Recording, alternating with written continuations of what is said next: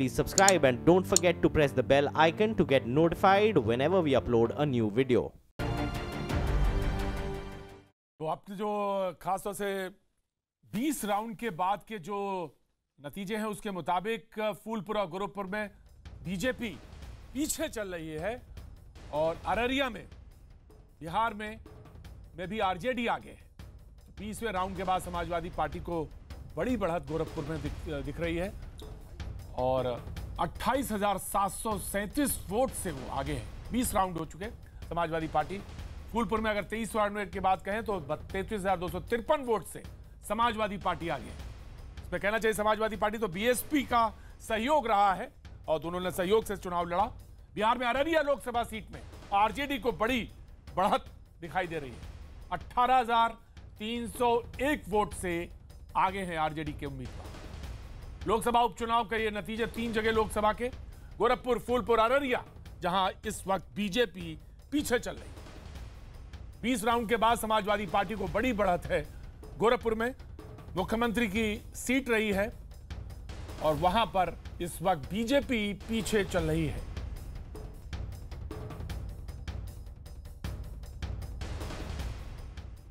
हमारे साथ आलोक जी मौजूद हैं, हमारे साथ शाहनवाज जी बीजेपी का पक्ष रखने के लिए मौजूद है, हमारे साथ ए.के. वाजपेयी जी एलजेपी का पक्ष रखने के लिए मौजूद है, हमारे साथ इसमें अनुराग भदौरिया समाजवादी पार्टी का पक्ष रखने के लिए मौजूद है, हमारे साथ इस समय बिहार से जो स्टूडियो से जुड़ रहे हैं राजीव रंजन जी लगातार बने हुए, बहुत बहुत शुक्रिया राजीव जी हमारे साथ बने हुए हैं, और हमारे साथ मृत्युंजय तिवारी जी आरजेडी का पक्ष रखने के लिए। हम सबसे पहले और हमारे साथ शेष नारायण जी हमारे साथ नोएडा स्टूडियो में मौजूद हैं, बहुत बहुत शुक्रिया आप सभी का। सबसे पहले मैं बिहार स्टूडियो की तरफ रुख करना चाहूंगा और मृत्युंजय तिवारी जी हमारे साथ आरजेडी के, और जिस तरह की बढ़त दिखाई पड़ रही है लगता है कि जीत आपके पास बहुत नजदीक है।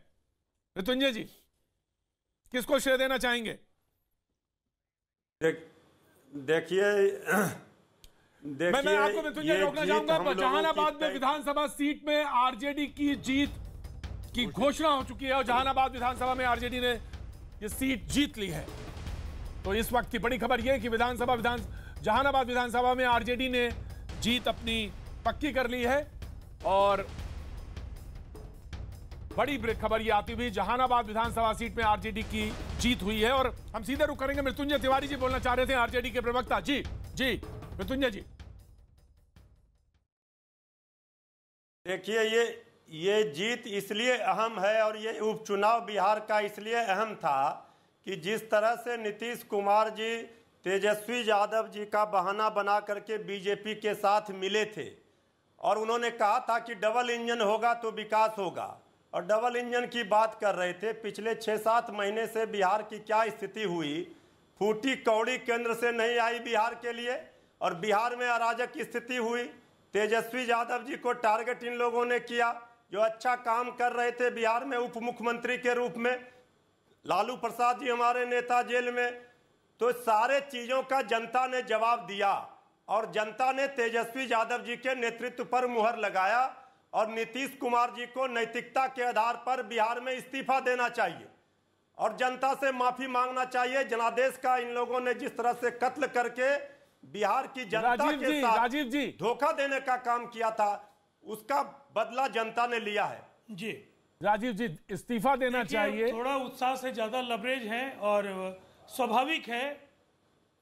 इनकी पार्टी की अभी जीत हुई है तो इन्हें इस तरह से अपनी भावनाओं का इजहार करने का पूरा नैतिक, लेकिन सारे नेता डिमोरलाइज थे राजीव जी, सारे नेता डिमोरलाइज थे उनके, उसके बावजूद ये जीत बड़ी है। सारे नेता डिमोरलाइज थे आरजेडी की अगर बात करें, लेकिन उसके बावजूद जिस तरह की जीत दर्ज किया। मैंने कहा कि इस जीत की बधाई मैं इनको दे रहा हूं, लेकिन मैं एक बात जो कहना चाहता हूं कि ये आरजेडी के सिटिंग एमएलए की मौत से ये सीट खाली हुई थी और बिहार में जो 3 सीटों के परिणाम आपको जो दिख रहे हैं, इन तीनों सीटों का जो परिणाम है पूर्व से जो उन सीटों पर जिन पार्टियों का कब्जा था उसी दिशा में बाई इलेक्शन के परिणाम भी दिख रहे हैं।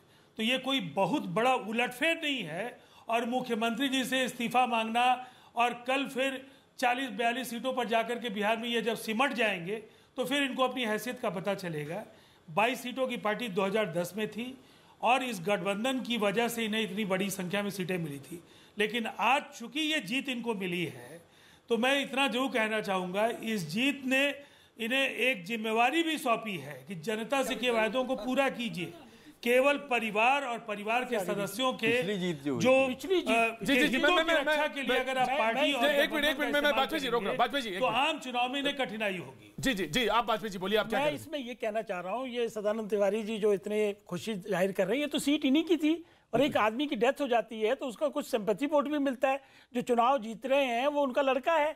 देखो इससे इनका अच्छा, नेता जो बाहर आ हार गए गए आप, नहीं, इसका नहीं, नेता आप हार गए जो वहां पे उत्तर प्रदेश में वो क्या था? ये अभी जो आप हार गए उत्तर प्रदेश में वो क्या था? इन्होंने अभी क्या कहा कि हमारे नेताजी जेल में हैं, तो ये जीतने से बाहर आ जाएंगे क्या? करप्शन के जो इन्होंने बिहार के चारा घोटाला और पता नहीं क्या क्या किया, क्या वो छुट जाएगा उससे?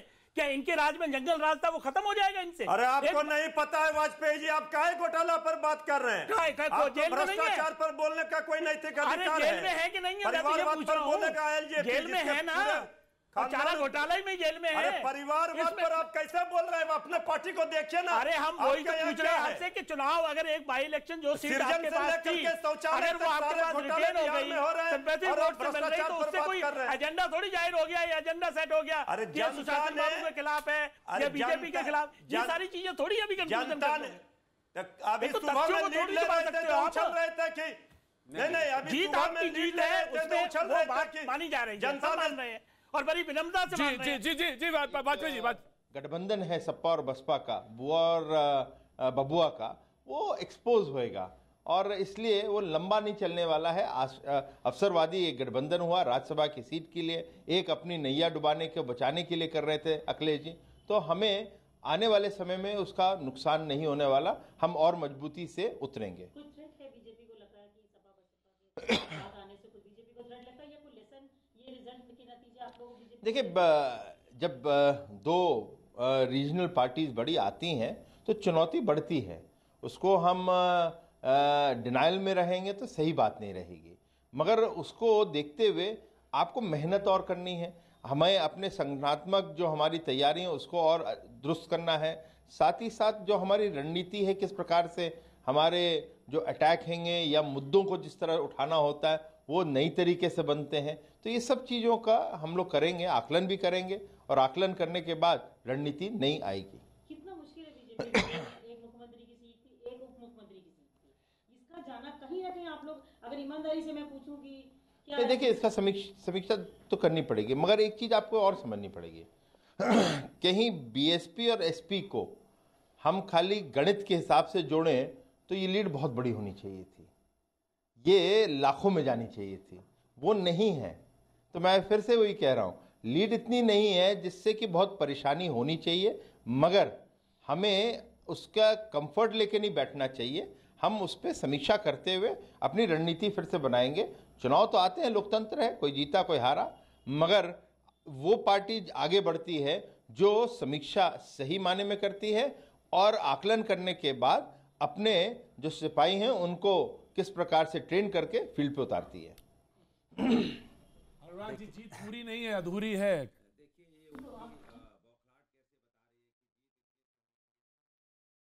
पूछना चाहता हूं, गोरखपुर में आप हार रहे हो, जरा जी गोरखपुर में आप हार रहे, तो आप ये भी बता देते, गोरखपुर में जब बच्चों की आपकी नाकामी की वजह से जब बच्चों की डेथ हुई थी तभी आपको तय कर लेना चाहिए था कि आप हारने वाले हो। जिस तरह से झांसी के मेडिकल कॉलेज में एक बच्चे का, एक पेशेंट का पैर काट के वो अपना तकिया बना दिया जाता है, मैं उनसे पूछना चाहता हूं हेल्थ मंत्री महोदय से, तब भी आपका वक्तव्य नहीं आता है, और वक्तव्य आता है तो आप क्या कहते हो, पिछली सरकारों का दोष है। बच्चों की डेथ हुई थी तभी पिछली सरकारों का दोष था, अब तो कम से कम आपकी आंखें खुलनी चाहिए। समय भी हो रही थी। नहीं, आप तो आंखें खुलनी चाहिए, आप गिना रहे हो, लिस्ट गिना रहे हो, इसलिए गिना रहे हैं कि उनकी आंखें खुलनी चाहिए। पब्लिक का काम आपने नहीं किया है, पब्लिक का भला नहीं किया, पब्लिक के बारे में नहीं सोचा, पब्लिक ने आपको जवाब दिया है, तो आप जवाब को स्वीकारो कि आप फेलियर हुए पब्लिक की सेवा करने में, बजाय आप इसको कैलकुलेट कर रहे हो कि 2 लाख से जीत होनी चाहिए थी। अच्छा, तो आप पहले से हार बैठे तो पहले बता देते, हम लोग इलेक्शन न लड़ते कि भैया आप हारने वाले पहले बता देते। शहनवाज साहब हमारे साथ मौजूद है, शहनवाज साहब की जीत के बारे में जो अभी अनुराग जी बोल रहे थे। शहनवाज साहब, देखिए, उत्तर प्रदेश के विधानसभा चुनाव में जितना अनुराग भदौरिया जी को सुनना पड़ा वो आज हम लोगों को सुना रहे हैं। हाँ, तो आप हारे हैं तो सुनना तो पड़ेगा ही वो, लेकिन वो दर्द अभी इनका गया नहीं है। आपको ये मान लेना चाहिए या आप हार गए? भारतीय जनता पार्टी ये 2 चुनाव में जरूर पिछड़ गई है, लेकिन पूरी ताकत से लोकसभा के चुनाव में आएंगे। 73 पिछली बार जीते थे, कितना गठबंधन कर लीजिए, इस बार 7 जीतेंगे आप। भारतीय जनता पार्टी जीतेगी। ये थोड़े दिन का है, धूल चाट गए, पिछड़ जाते तो उठ भी पाते, गिरने के बाद थोड़ी उठ पाएंगे। आप गिर गए, ऊपर से साइकिल चली गई, ऊपर से हाथी चढ़ के चला गया, बचे कहाँ हम लोग? तो आप चलने लायक ही नहीं बचे। इस तरह की भाषा का उपयोग नहीं कर सकते।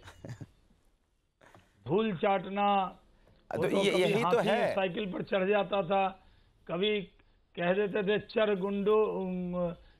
गुंडों की छाती पे मोहर लगा हाथी पे, फिर लोग कहते थे चर साइकिल की छाती पे मोहर लगा। बातें कर करके तो आपकी पार्टी हार गई। यही तो मैं कह रहा था, आप विकास की और डेवलपमेंट की बात करते हैं, रोजगार की बात करते हैं, और आज जो तो शायद आपकी पार्टी का चेहरा मान कुछ लीजिए दूसरा होता। अगर आप इसी में खुश रहने वाले हैं, आप खुशी मनाते रहिए और हम मेहनत करेंगे, और मेहनत करके वो 2019 में रिजल्ट ला के दिखाएंगे। बिल्कुल, आप गोरखपुर और फूलपुर जैसी मेहनत करना, हम जीतते जाएंगे, आप मेहनत करते रहिएगा। जैसी मेहनत आपने गोरखपुर और मैं अखिलेश जी रोकना चाहूंगा। रुझानों के बाद अखिलेश ने कार्यकर्ताओं की बैठक की है, और बैठक में रुझानों में जीत के बाद अखिलेश की बैठक हुई है, और अखिलेश ने पार्टी का नेताओं और कार्यकर्ताओं के साथ बैठक की है। समाजवादी पार्टी के नेताओं के साथ जीत की तरफ बढ़ते हुए समाजवादी पार्टी, आंकड़ों पर मंथन। जाहिर सी बात है कि जो सहयोग मिला है वो एक आधार जरूर बना है। हमारे सहयोगी उत्कर्ष हमारे साथ मौजूद हैं। उत्कर्ष, किस जो बुनियाद बनी है, जो खासतौर से सहयोग मिला बसपा का समाजवादी पार्टी को, वो एक जरूर एक आशा की किरण बना है जहां तक विपक्षी एकता की बात है। उत्कर्ष। बिल्कुल प्रतीक, देखिए ये आशा की किरण तो जरूर बना है, लेकिन कहीं ना कहीं अब ये नए जो समीकरण होंगे वो किस तरीके से आगे जाएंगे, ये भी एक बड़ा सवाल है। और सुबह से हम इस बात को लगातार खोज रहे थे कि अखिलेश यादव आखिर है कहाँ, या बसपा के नेता आखिर है कहाँ। तो अब वो जवाब मिला है कि अखिलेश यादव इन परिणामों पर लगातार अपनी पैनी नजर बनाए हुए थे। वो सुबह से अपने घर पर इन परिणामों को देख रहे थे, और जैसे ही परिणाम अब उनके पक्ष में दोनों दिखाई दे रहे हैं, इस बात को लेकर वो आश्वस्त हो रहे हैं कि दोनों ही सीटें समाजवादी पार्टी का जो गठबंधन है, जो बसपा ने समर्थन दिया था, वो जीत रहे हैं। उन्होंने अपनी स्ट्रेटेजी टीम के साथ एक मीटिंग बुलाई है, और उस बैठक में ये देखा जा रहा है कि आखिर बसपा कितना अपना वोट ट्रांसफर करने में, या यूं कहे शिफ्ट करने में सफल रही है। मायावती ने खुलकर कहा था कि वो अपना वोट समाजवादी पार्टी के प्रत्याशी के समर्थन में शिफ्ट करने जा रही हैं, वो अपने वोटरों से कहने जा रही हैं। और अगर ये रणनीति सफल रही है, उत्कर्ष मैं आपके पास आऊंगा। शेषनारायण जी, ये एक बात हर बार कहा जाता है कि खासतौर से कांग्रेस का भी इसमें रिएक्शन है कि बसपा जो है अपना वोट बैंक जो है वो शिफ्ट करने में माहिर है और करती है। अकेली पार्टी है जो कि वो ट्रांसफर कर सकते हैं। इसका मतलब मायावती के प्रति लॉयल्टी उनके वोटर्स की 100% है, और उसको उन्होंने ट्रांसफर किया। और क्यों ट्रांसफर किया, ये सबसे क्रूशियल यहाँ पे है जवाब, कि अखिलेश यादव ने, जिनके चाचा ने उनके साथ गेस्ट हाउस में बदतमीजी करवाई थी, और जिनके पिताजी से उनकी दुश्मनी का माहौल था, अखिलेश यादव ने कैसे उनको कन्विंस किया कि वो उन पर भरोसा कर सकती हैं। और ये तो सवाल शेषनारायण जी ये उठता है, कांग्रेस के प्रवक्ता आलोक जी यहाँ बैठे हैं, जब वो दोनों लोग विश्वास कर सकते हैं तो कांग्रेस की डिफिकल्टी क्या है? नहीं तो क्यों नहीं वहां पे? और ये पूरी जीत में जो सवाल पहला उठा था, जिसमें मैं शाहनवाज जी को भी जोड़ना चाहूंगा कि आखिर कांग्रेस कहां है, चाहे वो बिहार में अररिया हो, गोरखपुर हो, इलाहाबाद हो, वेयर इज कांग्रेस? कांग्रेस कहां है इसमें, इस जीत की खुशी में कहां शरीक? आलोक जी, देखिए, कहीं ना कहीं हमसे जो स्ट्रैटेजिक चीज़ जो होनी चाहिए थी उसमें हमने प्रयास किया, उसमें असफल रहे हम। सफलता मिलती है, जिस तरह से हमने कहा कि एक सीट आप ले लीजिए, एक हम ले लेते हैं, लेकिन वो शायद बड़े नेताओं की जो बात हुई उसमें सफलता नहीं मिल पाई।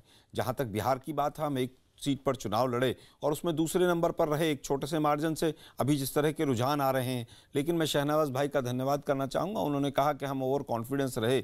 ओवर कॉन्फिडेंस में जिस तरह से इंडिया शाइनिंग पार्ट 1 हुआ था, पार्ट 2 की तरफ आगे बढ़ रहे हैं। कहीं ना कहीं डिलीवरी करने में भारतीय जनता पार्टी की सरकार पूरी तरह से फेल रही है। अभी तक पिछले 4 वर्षों में गुजरात को छोड़कर दूसरा कोई राज्य नहीं है जिसके अंदर इनकी सरकार रिपीट हुई हो। अभी तो इनको बार बार उत्तर देने पड़ेंगे। मोदी जी जाते हैं त्रिपुरा में, योगी जी त्रिपुरा तो जितवाने की कहते हैं कि मैं त्रिपुरा जितवा सकता हूं, लेकिन गोरखपुर नहीं जितवा सकता हूं। लेकिन आज जनता ने जवाब दिया है कि बच्चे जब वहां पर गोरखपुर में मरे थे बीमारी के कारण, तो आप लोगों के नेताओं के क्या बयान थे कि ऐसा तो सितंबर के महीने महीने में हो जाता है, ये तो पुरानी सरकारें जिम्मेदार हैं। जिस तरह के बयान आए थे, आज जनता ने जवाब दिया है। 25-25 पैसे के जो चेक गए उसका रिटर्न गिफ्ट बीजेपी को दिया है। बीजेपी को डिलीवरी, आप केवल सरकार में इसलिए नहीं आए हैं कि आप उस राज्य को जीत गए फिर उस राज्य को जीत गए। डिलीवरी कहां है? बोल लिया हो तो मैं जी शहनवाज साहब, ये रियल इश्यूज ये थे या कहीं कारण स्ट्रेटजी की थी? देखिए, इस चुनाव के अंदर मैं जानता हूं कि जब इन सीटों पर जो कांग्रेस के जितने तर्जुमान आएंगे वो मोदी जी और मोदी जी की नीति की आलोचना करेंगे। मोदी जी के नेतृत्व में हर चुनाव में इनको हराते हैं। कर्नाटक में भी अभी कांग्रेस अपना वो किला नहीं बचा पाएगी। यहाँ पर कांग्रेस के बारे में तो चर्चा ही नहीं है। वो तो आलोक जी हैं कि कांग्रेस के बारे में चर्चा हो गई, नहीं तो जो निर्दलीय उम्मीदवार हैं उनसे भी कम वोट कांग्रेस लाई है, नोटा से भी कम वोट कांग्रेस लाई है। नहीं, ऐसा नहीं है, नोटा से कम नहीं है, लेकिन ये सच है कि अतीक अहमद आपको जिता नहीं पाए। राहुल गांधी, आपको योगी जी तो मालूम है कि यूपी के गोरखपुर के हैं। देखिए, योगी जी मुख्यमंत्री हैं और तमाम दिन उनका इवेंट मैनेजमेंट हम देखते हैं, कभी दिवाली, कभी होली पे, कभी दिए जल रहे हैं। कांग्रेस जो है डिलीवरी 10,000 वोट भी नहीं ला पा रही है, और आप ये ख्वाब देख रहे हैं कि बीजेपी को हरा देंगे। जेल से पर्चे भरवाकर अतीक अहमद के वो भी आपकी जीत को सुनिश्चित नहीं कर पा रहे। लड़ेंगे और हमारा टारगेट 2019 है। इस सीट में हम जरूर आकलन करेंगे। मैं तो शुरू से कह रहा हूं, हम लोगों को तो कहीं लगता नहीं था कि हम लोग ये सब सीटें हार सकते हैं।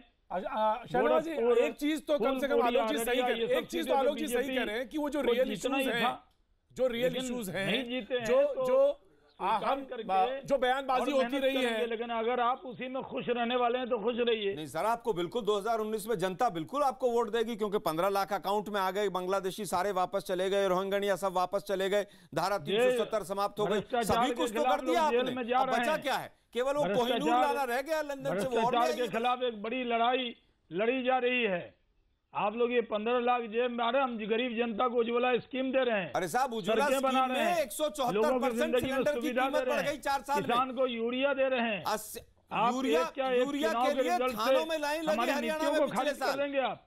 ये देश आगे बढ़ रहा है नरेंद्र मोदी जी के कहां बढ़ रहा है? और आगे बढ़ेगा, शुरू करेंगे। ये दिन मुकाबला 2019 में मोदी जी से होगा, गुजरात में आज तक फिर आप लोग 44 की जगह बेचना बंद करो जाएंगे। बहुत हो गया जुमलेबाजी। आलोक जी, भाई तू जुमलों की सरकार, अलग लड़े, अब दिखाओ इनको बाहर का रास्ता। आपको 10,000 5,000 वोट आ रहे हैं, आप इस पर चिंता नहीं कर रहे? नहीं, बिल्कुल मैं मानता हूं वोट कम आए, उसका उत्तर भी दिया शहनवाज भाई ने आज आगे बैठ रहे हैं। जो वोटिंग हुई वो भाजपा को हराने के लिए, बिहार में, और कांग्रेस अपने आप को विकल्प के तौर पर प्रस्तुत नहीं कर पाई। आरजेडी तो 2 सीट जीत गई, लेकिन आपने 1 सीट ली भभुआ में, कांग्रेस जी ये बात सोचने की है, सोचने की है आलोक जी। नहीं देगा आलोक जी, ये बात तो सोचने की है, वास्तव में गंभीर बात है। बिल्कुल मैं मानता हूं, गंभीर बात है जो ये शहनवाज जी कह रहे हैं कि आपके पास तो कुछ नहीं है दिखाने के लिए, तो आप क्या दिखाएंगे? भाई मैं हूँ यूपी में, आप है नहीं कहीं, बिहार में कहीं दिख नहीं रहे आलोक जी। आज जो वोटिंग हुई वो पूरी तरह से भाजपा को हराने के लिए हुई है। जिस तरह से यहां पर बसपा और सपा ने मिलकर एक विकल्प के तौर पर प्रस्तुत किया, कांग्रेस शायद नहीं कर पाई उस चीज को कि हम भाजपा को हरा सकते हैं। तो जो हमारा वोट बैंक था, आप ही के उप मुख्यमंत्री तो जब आप बड़े भाई की भूमिका में हमेशा रहना चाहेंगे और क्षेत्रीय पार्टियों को आप उसका वजूद नहीं देंगे, जो उनका स्थान नहीं देंगे, तो कहां पे बड़े भाई छोटे भाई के खेल में तो आप हमेशा पिछड़ जाएंगे। नहीं, ऐसा नहीं प्रतीक जी, देखिए यूपीए की सरकार, यही हुआ, मतलब कहीं गुजरात में प्रतीक जी, यूपीए 1 और यूपीए 2 सभी लोगों को हम साथ लेकर चले। शिवसेना आज किस तरह के वक्तव्य दे रही है, टीडीपी आज किस तरह के वक्तव्य दे रही है, आप तमाम जो भाजपा के घटक दल हैं वो छोड़कर भागने को तैयार होने शुरू हो गए। कांग्रेस ने 10 वर्षों तक कोएलिशन गवर्नमेंट चलाई है और हमने सबको अपना उचित स्थान दिया है। आप बताइए कब नहीं दिया गया? आज भी हमने कहा कि हम बड़े दल के तौर पर हैं, एक सीमेंटिंग फोर्स के तौर पर कांग्रेस हमेशा से काम करती है, चाहे वो बिहार का चुनाव रहा हो। बिहार में आज नीतीश बाबू अलग हुए, बीजेपी के साथ गए, तो देख लीजिए ना क्या हालत हो रही है। तो कहीं ना कहीं कांग्रेस का जो राष्ट्रव्यापी असर है, राष्ट्रव्यापी प्रेजेंस है, राजीव जी, बिल्कुल उसका कहीं ना कहीं असर। राजीव जी मौजूद है हमारे साथ। राजीव जी, उनकी चिंता करने की जरूरत आपको नहीं है, आपकी हालत बेगानी। नहीं, आपकी चिंता तो भाजपा कर ही रही होगी ना, आपने सरकार बनाई है उनके साथ मिलकर, सीबीआई वीबीआई चिंता कर रही होगी आप लोगों की। पूरी तरह से आपका सूर्यास्त होने जा रहा है। 130 वर्षों की पार्टी, आपका साम्राज्य सिकुड़कर कहां पहुंच गया, आपको एहसास नहीं है। आप इस समय क्या कर रहे हैं? आप तुरही बजा रहे हैं और आपके उत्तर प्रदेश के जो उम्मीदवार हैं जरा उनके वोटों के बारे में बता दीजिए ना। देखिए मैंने बिल्कुल स्पष्ट कहा कि वोटर भाजपा को हराने के लिए निकला, इसमें कहीं कोई दो राय नहीं है। नीतीश कुमार जी की कृपा थी आलोक जी, 40 सीटें आपको मिल गई। आपकी हैसियत बिहार में 40 सीट पाने की नहीं थी, जिसमें फिर कभी आकलन कर लेंगे किसको क्या मिला। अगला चुनाव आओगा भाजपा के साथ मिलकर लड़िएगा, क्या होगा पता चल जाएगा। हो जाइएगा। इस देश में कांग्रेस के खड़ाऊ राजनीति को जनता ने नकार दिया है। इस उपचुनाव से उत्साह में मत आइए। उत्तर प्रदेश के परिणाम हैं और उत्तर प्रदेश के परिणाम ये बताते हैं कि आपके ताबूत में एक कील जनता ने फिर ठोक दिया। आप कहीं नहीं हैं ताबूत में। ठीक, अरे भाई का विश्लेषण करने के लिए मुख्यमंत्री और उप मुख्यमंत्री की सीट आपके सहयोगी दल के हार रहे हैं और ताबूत में कील हमारे ठुक रही। अजब विश्लेषण है आपका। 3 लाख से जो हार जीते थे, अरे बीजेपी 3 लाख से जो सीट जीती थी आज वो 50-60 हजार से हार रही है। एक बात बता दीजिए, उत्तर प्रदेश में 3.5 लाख जी राजीव जी बिल्कुल बिल्कुल मैं आपके पास आता हूँ। राजीव जी मैं आता हूँ आपके पास। मृत्युंजय जी आपके पास भी लौटेंगे विश्लेषण के लिए। वक्त एक छोटे से ब्रेक का, ब्रेक के बाद हम फिर आ सकते हैं।